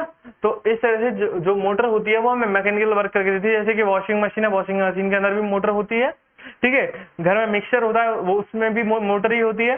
तो ये सभी क्या करती है, इलेक्ट्रिसिटी कंज्यूम कर रही है और हमें क्या दे रही है, मैकेनिकल वर्क दे रही है, ठीक है ना, मैकेनिकल वर्क। तो ये जो डिवाइस होती है electrical energy to mechanical energy convert करती है, ठीक है। अब देखिए प्रिंसिपल क्या है, प्रिंसिपल ये है, देखिएगा आप, motor works on the principle when a rectangular coil is placed in a magnetic field and current is pass through it, a force act on a coil which rotated continuously. तो principle इसका ये है कि हम एक rectangular coil लेते हैं और उस रेक्टेंगुलर कॉइल को हम लोग क्या करते हैं, एक मैग्नेटिक फील्ड में रख देते हैं और मैग्नेटिक फील्ड की वजह से उस कॉइल पर एक फोर्स लगता है जिसकी वजह से वो रोटेट करने लगती है, ठीक है। अब देखिए मैं डायग्राम दिखा देता हूं आप लोगों को, देखिएगा डायग्राम में यहाँ पर ये है हमारा एक नॉर्थ पोल और ये है हमारा एक साउथ पोल। साउथ पोल से मैग्नेटिक फील्ड लाइंस निकल रही है, नॉर्थ टू साउथ जा रही है, ठीक है ना, ये येलो से दिख रही होंगी। और एक हमने रेक्टेंगुलर कॉइल ली, इस तरह से, ठीक है। रेक्टेंगुलर कॉइल ली। अब इसमें हमने क्या किया यहाँ पर कि यहाँ पर हमने एक जो है ये कह सकते हैं, यहाँ पर हमने एक स्लिप रिंग कनेक्ट की हुई है, यहाँ पर ये कार्बन ब्रेसेस है और यहाँ पर हमारा एक बैटरी कनेक्टेड है। क्लियर है बात यहाँ तक। अब जैसे ही हम इसको प्लस माइनस यहाँ से कनेक्ट करते हैं तो करंट क्या होगा, इस तरह से करंट फ्लो करेगा। तो देखिए इसके अंदर हमें करंट की डायरेक्शन पता है, करंट कैसे जा रहा है इसके अंदर, अपवर्ड डायरेक्शन में जा रहा है, और मैग्नेटिक फील्ड पता है। अब तीसरा हमें क्या नहीं पता है, तीसरा हमें नहीं पता है फोर्स। तो मोटर के केस में हम लोग हमेशा फ्लेमिंग लेफ्ट हैंड रूल का यूज करेंगे। फ्लेमिंग लेफ्ट हैंड रूल के अकॉर्डिंग दो चीजें तुम्हें पता है, तीसरी चीज तुम्हें पता करनी है, ठीक है ना। तीसरा क्या पता करना है, फोर्स की डायरेक्शन पता करनी है। अब यहाँ पर मैंने दिखा रखी, नीचे की तरफ जाएगा ये इस तरह से। तो यहाँ पर देखिएगा, अब मैग्नेटिक फील्ड को कौन बताता है, ये उंगली पता, ये वाली फोर्थ फिंगर, और करंट को कैसे बताता है, ये वाला। तो अब यहाँ पर खुद बना करके देखो कि अगर अगर अगर तुम ऐसे करते हो, देखिए इसको ऐसे किया हमने, अब ये बता रहा है मैग्नेटिक फील्ड को, ठीक है ना। अब करंट को ऊपर करो, करंट को ऊपर करो, तो ये देखो इसको मैग्नेटिक लेफ्ट हैंड को पकड़, देखो थोड़ा सा समझ में आ रहा है नहीं। देखिए हमें क्या करना है, हमें दो चीजों को ध्यान रखना है भाई। मैग्नेटिक फील्ड किस तरफ है, मैग्नेटिक फील्ड इस तरफ है और करंट ऊपर की तरफ जा रहा है। तो करंट जो है हमारा, सबसे पहले करंट ये वाला है, करंट ऊपर गया, ठीक है। करंट नहीं, करंट ये वाला है, करंट ये ऊपर गया, और मैग्नेटिक फील्ड सॉरी एक मिनट, मैग्नेटिक फील्ड ये रहा, करंट ये रहा, ओके। करंट ऊपर गया, मैग्नेटिक फील्ड ये गया। तो अब देखिएगा एक मिनट जरा समझें जरा इस चीज को कैसे।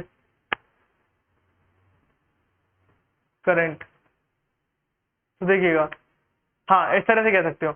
अब देखिएगा यहाँ पर ये मैग्नेटिक फील्ड है, ठीक है ना, ये मैग्नेटिक फील्ड है और ये करंट की डायरेक्शन है अपवर्ड डायरेक्शन में। तो फोर्स क्या होगा, इनसाइड में होगा या नहीं होगा, ठीक है, समझ में आ रहा है। देखिए लेफ्ट हैंड को लीजिए, लेफ्ट हैंड से ऐसे करके इसको स्ट्रेच कीजिए और देखिए करंट और मैग्नेटिक फील्ड हमें दो पता है, फोर्स पता करना है। तो देखिए करंट हमारा किस तरफ जा रहा है, करंट हमारा ऊपर की तरफ जा रहा है और मैग्नेटिक फील्ड इस तरफ जा रहा है। तो फोर्स क्या होगा, इनवर्ट डायरेक्शन में होगा नहीं होगा। तो इस तरह से मानिए जैसे ये है, ठीक है ना, ये है इस तरह से। तो देखिएगा ये मैग्नेटिक फील्ड हो गया और ये करंट हो गया, तो ये अंदर की तरफ जाएगा फोर्स, तो इस साइड इस तरह से फोर्स लगेगा, ठीक है। इस साइड इस तरह से फोर्स लगेगा, तो इस तरह से रोटेट करेगा नहीं करेगा, ठीक है। अब यहाँ पर देखिएगा जैसे ये ऐसे ऐसे रोटेट करेगा, ठीक है ना। अब ऐसे रोटेट करेगा तो ये वाला पलट के इस तरफ आ जाएगा और ये वाला उस तरफ चला जाएगा घूम करके। इमेजिन करें जरा, ये इस तरह से घूम करके इस तरफ चला जाएगा। अब यहाँ पर देखिएगा इस वाले, और यहाँ पर भी देख सकते हो, यहाँ पर डाउनवर्ड डायरेक्शन में करंट है, तो जाहिर सी बात है फोर्स इस तरफ लग रहा होगा। देखो यहाँ पर करंट ऊपर की तरफ, एक तरफ समझ के दूसरा वाला निकाल सकते हो, ठीक है ना। थोड़ा कॉमन सेंस लगाओ या फिर रूल लगा लो, उससे भी यही आएगा, ठीक है। यहाँ पर अगर फोर्स इनवर्ट डायरेक्शन में अंदर की तरफ आया तो यहाँ पर फोर्स कैसा आएगा, बाहर की तरफ आएगा। और बाहर की तरफ अगर फोर्स आएगा तो वो क्या बता रहा है हमें, बाहर की तरफ आता फोर्स ये इस तरफ आ जाएगा। तो अब इस तरह से ये रोटेट करके इस तरफ आ जाएगा, यहाँ पे स्लिप रिंग के थ्रू कनेक्टेड है। तो फिर से यहाँ पर ये वाला जो होगा इस तरह, ये वाला पार्ट इस तरफ कनेक्टेड हो जाएगा और ये वाला पार्ट इस तरफ कनेक्टेड हो जाएगा। तो फिर से वही इस वाली जो CD वाली है इस पोर्शन पे नीचे की तरफ फोर्स लगेगा और BA वाली फोर्स इस पे ऊपर लगेगा। तो इस तरह से ये रोटेट करती रहती है। और स्लिप रिंग का हम लोग क्यों यूज करते हैं, स्लिप रिंग देखिए अगर ये नहीं होगी यहाँ पर प्रेजेंट तो क्या होगा, यहाँ पर जो भी हमने वायर लगाया हुआ वो क्या होगा, वो एक तरीके से मतलब क्या कहेंगे उसको, एक इसको हम लोग ये कह सकते हैं एक तरीके से वो लपेट जाएगा एक दूसरे से, मतलब इस तरह से लपेट से चला जाएगा इस तरह से, ठीक है ना। अंटे पड़ सकते हैं, क्लियर समझ में आ गया यहाँ तक, ठीक है। तो इस तरह से ही घूमता रहता है, ठीक है, क्लियर है यहाँ तक। तो यहाँ पर हमने कार्बन ब्रशेस का क्यों यूज करते हैं, कार्बन ब्रशेस जो होते हैं एक तरीके से वो कूलेंट का काम करते हैं। दूसरी बात ये होती है कि ये एक कंडक्टिंग मटेरियल है, जो कि यहाँ पर जो भी करंट पास कराना होगा स्लिप रिंग के थ्रू पास हो जाता है, ठीक है। अब यहाँ पर एक क्वेश्चन बच्चों के दिमाग में आ सकता है कि जैसे ये रोटेट कर रहा होता है, ये जो खाली पोर्शन है इसकी वजह से करंट तो फ्लो नहीं कर पाता होगा। तो बेटा उस वक्त क्या होगा, जैसे ये इस तरह से टर्न होकर के इस तरह से आता है, ठीक है ना, इस तरह से घूम करके ऐसे आता है, तो यहाँ पर इसका कनेक्शन हट जाता है। लेकिन ड्यू टू इनर्शिया ये फिर से मूव कर जाता है। इनर्शिया मतलब कि अब देखो तुम, इनर्शिया क्या होता है, जैसे तुम फैन बंद करते हो तो फैन एकदम से थोड़ी बंद हो जाता है, अगर ये रोटेट किया तो थोड़ा सा तो घूम जाएगा ना इनर्शिया की वजह से, इसी तरह समझ सकते हो, ठीक है। तो क्लियर हो गया यहाँ तक। तो कम्यूटेटर क्या होता है, कम्यूटेटर इसको पूरे को मिला करके बोलते हैं। स्लिप रिंग क्या होती है हमारी, स्लिप रिंग ये जो है इसके दोनों पार्ट जो होते हैं इसको स्लिप रिंग कहते हैं, मतलब एक सिंगल को स्लिप रिंग कहेंगे हम लोग, ठीक है। कार्बन ब्रेसेस क्यों लगाते हैं, क्लियर है, क्योंकि कूलेंट होते हैं, दूसरा कंडक्टिंग मटेरियल है। क्लियर होगी बात। तो मोटर किस तरह से घूमती है, समझ में आ गया, किस तरह से रोटेट कर रही है। चलिए आगे बढ़ते हैं। अब यहाँ पर इसका कंस्ट्रक्शन बताया हुआ है। इलेक्ट्रिक मोटर क्या कंसिस्ट करती है, इलेक्ट्रिक मैग्नेट क्या होती है। देखिए यहाँ पर एक परमानेंट मैग्नेट होती है, बीच में एक रेक्टेंगुलर कॉइल होती है, यहाँ पर कम्यूटेटर लगा रहता है, कम्यूटेटर या स्लिप रिंग कह सकते हैं, सिंगल स्लिप रिंग, दोनों को मिला के पेयर में कहेंगे तो कम्यूटेटर कह सकते हैं। यहाँ पर हमारी एक बैटरी कनेक्ट रहेगी और ये हमारे कार्बन ब्रशेस रहेंगे। कार्बन ब्रशेस का काम क्या होता है, यहाँ पर ये इसको कूल रखना है, क्योंकि रोटेटिंग डिवाइस है, तो अगर कुछ और लगाएंगे तो स्पार्किंग भी हो सकती है, आग भी लग सकती है, ठीक है। तो देखिएगा ये इसके बारे में थ्योरी है, आप लोग चाहे तो इसका स्क्रीनशॉट ले सकते हैं, ठीक है ना। वही चीजें जो मैंने बताई है कंस्ट्रक्शन में, वही चीजें लिखी हुई है यहाँ पर, ठीक है। तो वर्किंग ऑफ मोटर कैसे काम करती है, ठीक है ना, वर्किंग ऑफ मोटर में पढ़ लीजिएगा, थ्योरी आप लोगों के काम आएगी। जो मैंने बताया है वर्ड्स में क्या होता है कि अगर हम पढ़ते हैं तो वो याद थोड़ी देर रहता है, लेकिन उसका भूल जाते हैं, तो उसको बार बार रिवाइज करने के लिए वीडियो देखने की जरूरत ना पड़े। तो यहाँ पर मैंने नोट्स बनाए हुए हैं, नोट्स को एक बार पढ़ लोगे तो शायद हो सकता है तुम्हें थोड़ा जल्दी समझ में आ जाएगा, ठीक है ना, बार बार वीडियो देखने की जरूरत नहीं पड़ेगी, ठीक है। तो ये हो गई हमारे मोटर की बात। अब हम बात करते हैं फ्लेमिंग राइट हैंड रूल की, ठीक है। फ्लेमिंग राइट हैंड रूल भी हम लोग क्या करते हैं, राइट हैंड पकड़ना है, राइट हैंड लेना है, पहले लेफ्ट हैंड लिया था, अब राइट हैंड ले रहा है, सेम बात है, कुछ अलग नहीं है। राइट हैंड में यहाँ पर ये भी फोर्स को बताएगा, ठीक है, फोर्स और मोशन को बताएगा, ये मैग्नेटिक फील्ड को बताएगा, ये करंट को बताएगा, वही सेम चीज है, बस ये राइट हैंड में आ गया है।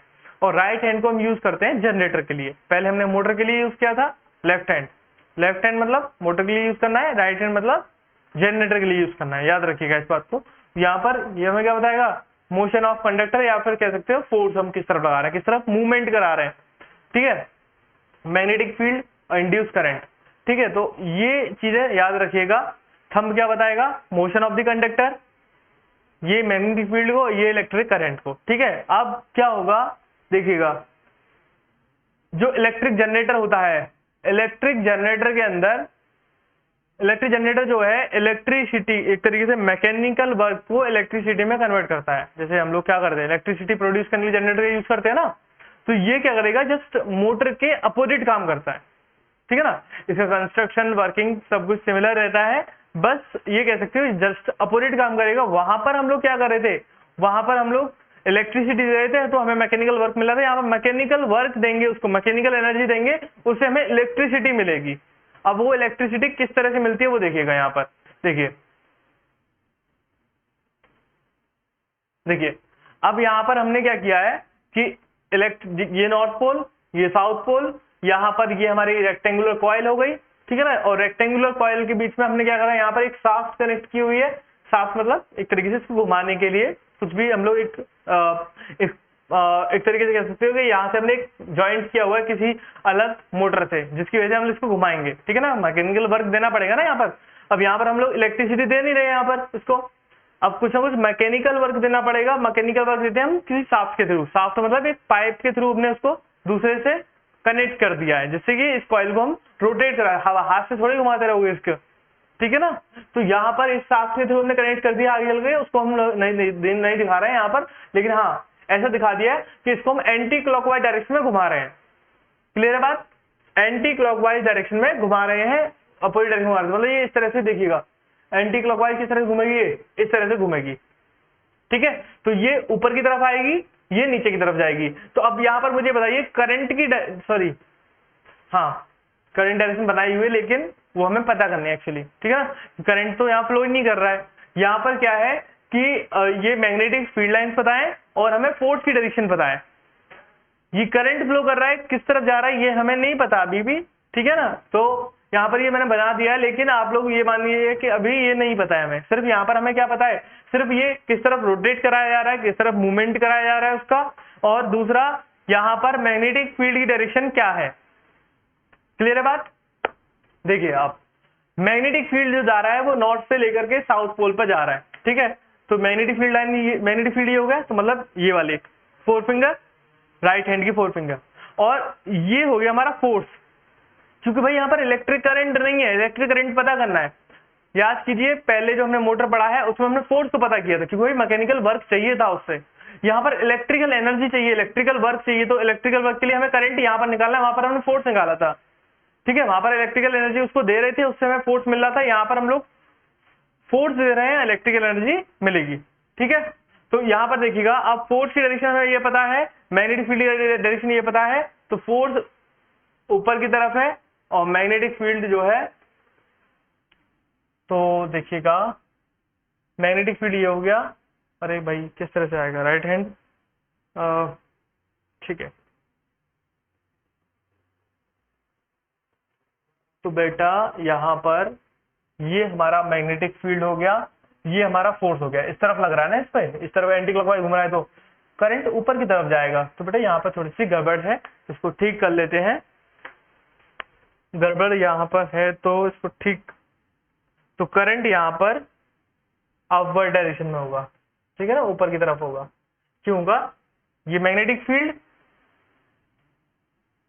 ठीक है ना, और ये फोर्स, ये मैग्नेटिक फील्ड इस तरफ और ये फोर्स इस तरफ आउटवर्ड डायरेक्शन में निकल रहा है ना, एंटी क्लॉकवाइज घूमेगा तो ऐसे जाएगा ना, इस तरह से।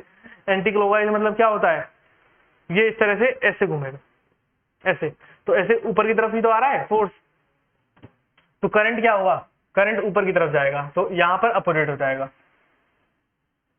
ठीक है, तो इस तरह से हमें करंट की डायरेक्शन का पता चल जाता है। तो अब यहाँ पर क्या होता है, देखिएगा ये वाला जो एक टर्मिनल है, ये वाला एक टर्मिनल यहाँ पर एक ये इस तरीके से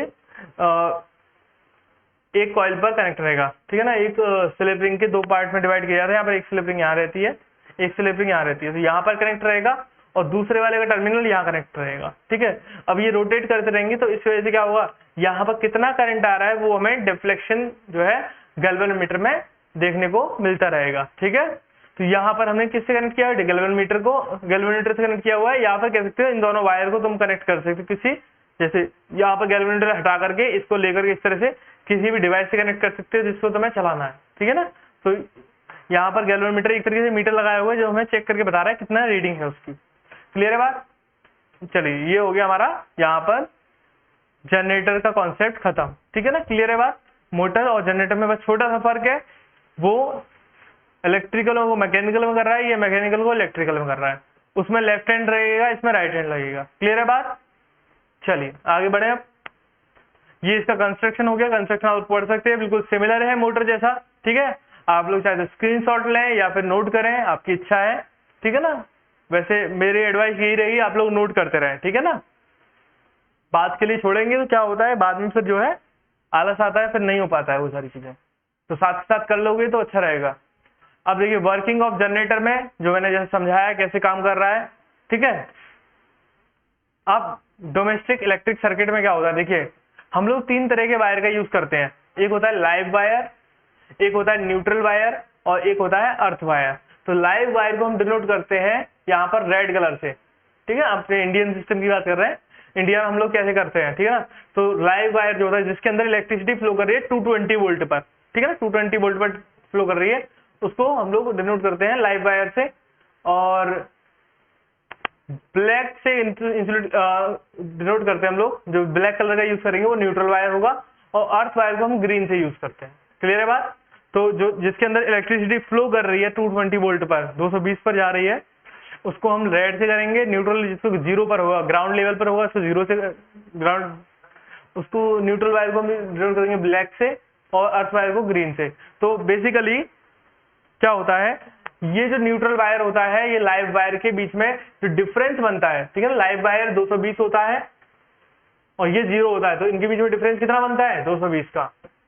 ठीक है, तभी तो कोई चीज काम करती है हमारी। और लेकिन जो अर्थ वायर होता है वो बेसिकली यूज किया जाता है हमारे सेफ्टी के लिए, सेफ्टी पर्पज के लिए हम लोग अर्थ वायर का यूज करते हैं। तो देखिए थोड़ा सा देख लेते हैं यहाँ पर, live wire is at high potential of 220 volt where neutral wire is at the ground potential 0 volt. Thus the potential difference between neutral wire and live wire will be 220 volt. ठीक है ना, तो जाहिर सी बात है, क्लियर है यहाँ तक। 220 में 0 घटाओ तो क्या मिलेगा, 200 ही मिलेगा ना, 220 ही तो मिलेगा। क्लियर है बात।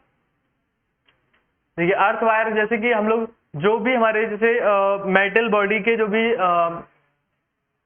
इक्विपमेंट्स कह सकते हो या फिर अप्लायंसेस होते हैं, जैसे कि फ्रिज है, कूलर है, ठीक है ना, एसी है, बहुत बड़े बड़े जो होते हैं ना, जो हाई रेटिंग के होते हैं, उनमें हम लोग क्या करते हैं, 3 पिन का यूज करते हैं, ठीक है ना, 3 पिन का यूज करते हैं, जिसमें कि ये वाला जो होता है थोड़ा सा, आप लोग चेक कीजिएगा, ये इन दोनों के कंपैरिजन में थोड़ा सा थिकर होता है, मतलब थोड़ा सा बड़ा होता है, और ये छोटे छोटे होते हैं, और बड़ा होता है थोड़ा सा, ये थोड़ा सा उससे लंबाई में भी ज्यादा होता है, लेंथ में भी ज्यादा होगा, ये थोड़े छोटे छोटे होते हैं, ठीक है ना, छोटे छोटे होते हैं। तो ये वाला थोड़ा लेंथ में भी ज्यादा होता है, ताकि ये उसके कॉन्टेक्ट में पहले आए, अर्थ वायर के अर्थिंग कॉन्टेक्ट में पहले आए, ताकि जो भी प्रॉब्लम हो, जो भी हमारा रिस्क हो, है ना, एक तरीके से हम लोग यहाँ पर सेफ बच सकें, ठीक है ना, रिस्क से हम लोग दूर रहें, इसलिए हम लोग ऐसा यूज करते हैं इसको। तो अर्थ वायर बेसिकली सेफ्टी के लिए यूज किया जाता है। अब शॉर्ट सर्किटिंग की बात करते हैं। शॉर्ट सर्किटिंग क्या होती है? शॉर्ट सर्किट मतलब एक तरीके से जैसे मान लो कि एक वायर ये जा रहा है, दूसरा वायर ये जा रहा है, ठीक है। अब क्या हुआ कि यहाँ पर इसका इंसुलेशन बिगड़ गया, इसका इंसुलेशन यहाँ पर खराब हो गया, और इसका भी इंसुलेशन इस जगह पर, क्योंकि हीटिंग की वजह से ऐसा हो जाता है, हीटिंग की वजह से यहाँ पर भी इंसुलेशन खराब होगा, ठीक है ना। तो यहाँ पर क्या होगा, ये जो है ये अलग पोटेंशियल पर होगा, ये वाला अलग पोटेंशियल पर होगा, दोनों ज्वाइंट हो जाएंगे यहाँ पर, ठीक है ना, शॉर्ट हो जाएंगे। मतलब अब क्या होगा, शॉर्ट हो जाएंगे तो आगे करंट जाना बंद हो जाएगा, करंट यहीं से पास ऑन हो जाएगा, है ना, यहीं से जुड़ जाएगा, यहीं से करंट पास ऑन हो जाएगा, यहाँ पर कोई करंट नहीं जाएगा। तो अब क्योंकि यहाँ पर बहुत ज्यादा हाई अमाउंट में करंट जाएगा, हाई अमाउंट में करंट जाएगा, तो हाई वोल्टेज आ रहा है और हाई अमाउंट में करंट जाएगा, जिस वजह से इसकी जो कैपेसिटी है उससे ऊपर करंट चला जाएगा, जिस वजह से यहाँ पर स्पार्किंग हो जाती है, ठीक है बेटा, स्पार्किंग, यहाँ पर स्पार्किंग हो जाती है। तो एक तरीके से आग लग जाती है इस जगह पर, ठीक है ना। शॉर्ट सर्किटिंग की वजह से किस तरह से आग लगती है कि बीच में से अगर कोई वायर, दो वायर जल जाते हैं, जब वो जुड़ जाते हैं तो वहां पर स्पार्किंग होती है, जिसकी वजह से आग भी लग जाती है, ठीक है। तो ये होता है हमारा शॉर्ट सर्किट। अब दूसरा टर्म आता है ओवरलोडिंग। तो ओवरलोडिंग और शॉर्ट सर्किट में सिर्फ इतना अंतर है, ओवरलोडिंग में क्या, अगर शॉर्ट सर्किट में क्या हुआ, वायर जल गया जिसकी वजह से शॉर्ट सर्किट हो गया, लेकिन ओवरलोडिंग में हुआ हम लोग घर के जितने भी अप्लायंसेस हैं एक साथ चला देते हैं, ठीक है ना। जैसे मैंने टीवी है, फ्रिज है, एसी है, वॉशिंग मशीन है ना, हीटर है, सारी चीजें मैंने एक साथ ऑन कर दी। तो क्या होता है, कई बार जब ज्यादा मतलब हद से ज्यादा ऐसा हो जाता है कि कैपेसिटी ऊपर चला गया, तो उसके लिए सेफ्टी के लिए हमारे घर में फ्यूज लगा हुआ है, तो वो सबसे पहले मेल्ट होगा। और नहीं होता है, इन केस अगर नहीं होता है तो ओवरलोडिंग के केस में क्या होता है कि यहाँ पर ओवरलोडिंग की वजह से भी एक तरीके से कह सकते हो कि जो वायर होता है उसकी कैपेसिटी कम होने की वजह से वायर जल जाता है, ठीक है ना। ओवरलोडिंग और शॉर्ट सर्किट में अंतर है, ठीक है। वायर वहां पर जल गया किसी अलग कंडीशन की वजह से, लेकिन जब बहुत सारे अप्लायंसेस को एक साथ चलाने के बाद जब वायर जलेगा तो उसको, या उसकी वजह से जलेगा, तो उसको हम कहेंगे ओवरलोडिंग। ठीक, क्लियर है बात यहाँ तक। स्पार्क, इसके बाद हम बढ़ते हैं प्रिकॉशंस। प्रिकॉशंस क्या है? प्रिकॉशन सिंपल से है। प्रिकॉशन देखिए, पहला प्रिकॉशन है कि यहाँ पर किसी भी इंसान को लाइव वायर को टच नहीं करना चाहिए बिना किसी सेफ्टी के, ठीक है ना। और जो काम करता है लाइव वायर पर उसको कुछ इंसुलेटरी सपोर्ट मिलना चाहिए, चप्पल पहना हुआ हो, ठीक है ना, प्लास्टिक जैसे मतलब इंसुलेटेड मटेरियल की, ठीक है। और हमें कभी भी जिस इंसान को शॉक लगा है किसी वजह से, उसको हमें भी कभी खींचना नहीं चाहिए, कोई पकड़ना नहीं चाहिए, क्योंकि उसकी वजह से करंट हमें भी लग सकता है। और अगर उसको लगा है तो हम किसी डंडे की हेल्प से उसको छुड़ाने की कोशिश करें, ना कि अपने खुद जाके पकड़ें, ठीक है। Electrical appliance should give in earth connection. जो इलेक्ट्रिकल अप्लायंस है उनको अर्थ कनेक्शन जरूर देना चाहिए, ताकि हम लोग थोड़ा सेफ रहें। क्लियर है बात? तो बेटा यहाँ पर हमारा पूरा चैप्टर खत्म हो जाता है, आज यहीं खत्म करेंगे और नेक्स्ट क्लास में नया चैप्टर स्टार्ट करेंगे, ठीक है ना। तो मैं उम्मीद करता हूँ आप लोगों को समझ में आया होगा। अगर नहीं समझ में आया तो आप लोग कमेंट करके जरूर बताएं, ठीक है बेटा। Thank you.